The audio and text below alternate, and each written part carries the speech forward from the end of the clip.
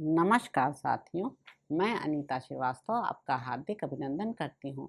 महर्षि वेदव्यास द्वारा रचित महाभारत के 212वें अध्याय में आज का प्रसंग है अर्जुन के द्वारा ब्राह्मण के गोधन की रक्षा के लिए नियम भंग और वन की ओर प्रस्थान। वैशंपायन जी कहते हैं, जन्मेजय इस प्रकार नियम बनाकर पांडव लोग वहां रहने लगे। वे अपने अस्त्र शस्त्रों के प्रताप से दूसरे राजाओं को अधीन करके रहते थे।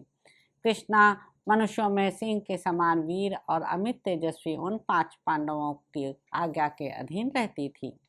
पांडव द्रौपदी के साथ और द्रौपदी उन 5 वीर पतियों के साथ ठीक उसी तरह अत्यंत प्रसन्न रहती थी जैसे नागों के रहने से भोगवतीपुरी परम शोभा युक्त होती है।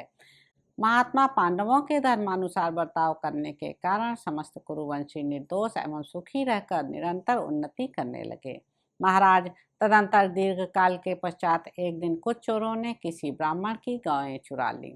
अपने गोधन का अपहरण होता देख ब्राह्मण अत्यंत क्रुद्ध हो उठा और खांडव प्रस्थ में आकर उसने उच्च स्वर से पांडवों को पुकारा।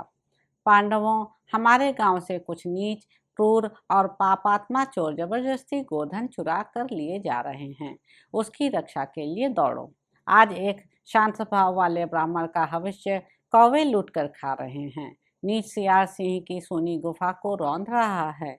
जो राजा प्रजा की आय का 6ठा भाग कर के रूप में वसूल करता है किंतु प्रजा की रक्षा की कोई व्यवस्था नहीं करता, उसे संपूर्ण लोकों में पूर्ण पापाचारी कहा गया है। मुझ ब्राह्मण का धन चोर लिए जा रहे हैं। मेरे गौ के न रहने पर दुग्ध आदि भविष्य के अभाव से धर्म और अर्थ का लोप हो रहा है तथा मैं यहाँ आकर रो रहा हूँ। पांडवों, अस्त्र धारण करो। वैशंपायन जी कहते हैं, जन्मेजय वह ब्राह्मण निकट आकर बहुत रो रहा था। पांडुपुत्र कुंती नंदन धनंजय ने उसकी कही हुई सारी बातें सुनी और सुनकर उन महाबाहु ने उस ब्राह्मण से कहा, डरो मत। महात्मा पांडवों के अस्त्र शस्त्र जहाँ रखे गए थे वहीं धर्मराज युधिष्ठिर कृष्णा के साथ एकांत में बैठे थे। अतः पांडुपुत्र अर्जुन न तो घर के भीतर प्रवेश कर सकते थे और न खाली हाथ चोरों का ही पीछा कर सकते थे। इधर उस आर्त ब्राह्मण की बातें उन्हें बार बार शस्त्र ले आने को प्रेरित कर रही थीं। जब वह अधिक रोने चिल्लाने लगा तब अर्जुन ने दुखी होकर सोचा, इस तपस्वी ब्राह्मण के गोधन का अपहरण हो रहा है, अतः ऐसे समय में इसके आंसू पोंछना मेरा कर्तव्य है, यही मेरा निश्चय है। यदि मैं राजद्वार पर रोते हुए इस ब्राह्मण की रक्षा आज नहीं करूंगा तो महाराज युधिष्ठिर को उपेक्षा जनित महान अधर्म का भागी होना पड़ेगा। इसके सिवा लोक में यह बात फैल जाएगी कि हम सब लोग किसी आर्त की रक्षा रूप धर्म के चालन में श्रद्धा नहीं रखते। साथ ही हमें अधर्म भी प्राप्त होगा। यदि राजा का अनादर करके मैं घर के भीतर चला जाऊं तो महाराज अजातशत्रु के प्रति मेरी प्रतिज्ञा मिथ्या होगी। राजा की उपस्थिति में घर के भीतर प्रवेश करने पर मुझको वन में निवास करना होगा। इसमें महाराज के तिरस्कार के सिवा और सारी बातें तुच्छ होने के कारण उपेक्षणीय हैं।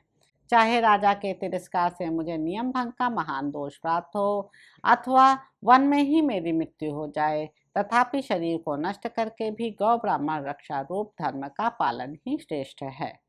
जन्मेजय, ऐसा निश्चय करके कुंती कुमार धनंजय ने राजा से पूछकर घर के भीतर प्रवेश करके धनुष हाथ में ले लिया और प्रसन्नता पूर्वक ब्राह्मण से कहा, विप्रवर, शीघ्र आइए। जब तक दूसरों के धन हड़पने की इच्छा वाले वे क्षुद्र चोर दूर नहीं चले जाते तभी तक हम दोनों एक साथ वहां पहुंच जाएं।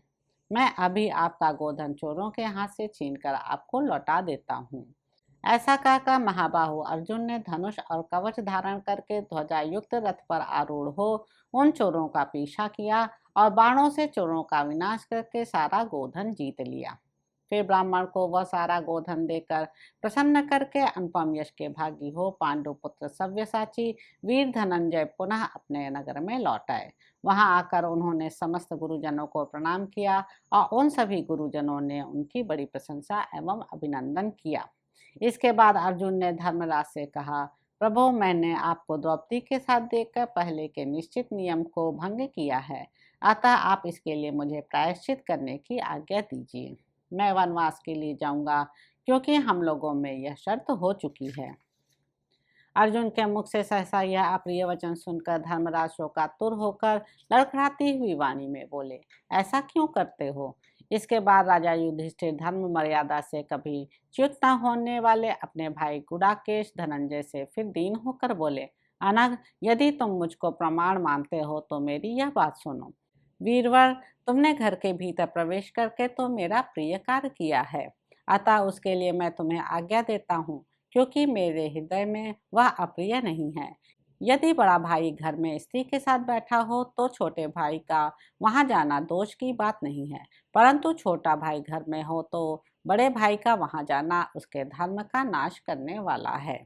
अतः महाबाहो, मेरी बात मानो, वनवास का विचार छोड़ दो। ना तो तुम्हारे धर्म का लोप हुआ है और ना तुम्हारे द्वारा मेरा तिरस्कार ही किया गया है। अर्जुन बोले, प्रभो, मैंने आपके ही मुख से सुना है कि धर्माचरण में कभी बहानेबाजी नहीं करनी चाहिए, अतः मैं सत्य की शपथ और शस्त्र छूकर कहता हूँ कि सत्य से विचलित नहीं होऊंगा। यशोवर्धन, मुझे आप वनवास के लिए आज्ञा दें। मेरा यह निश्चय है कि मैं आपकी आज्ञा के बिना कोई कार्य नहीं करूँगा। वैशंपायन जी कहते हैं कि जन्मेजय राजा की आज्ञा लेकर अर्जुन ने वनवास की दीक्षा ली और वन में 12 वर्षों तक रहने के लिए वे वहां से चल पड़े। तो इस प्रकार साथियों, आदि पर्व के अंतर्गत अर्जुन वनवास पर्व में अर्जुन तीर्थ यात्रा विषयक 212वां अध्याय पूरा हुआ। इसके अगले अंक में आप जानेंगे कि अर्जुन का गंगा द्वार में ठहरना और वहां उनका उलूपी के साथ मिलन। तो अब आपसे अगले अंक में मुलाकात होगी। मेरे YouTube चैनल संवाद विद अनीता को लाइक करें, शेयर करें, सब्सक्राइब करें। धन्यवाद साथियों।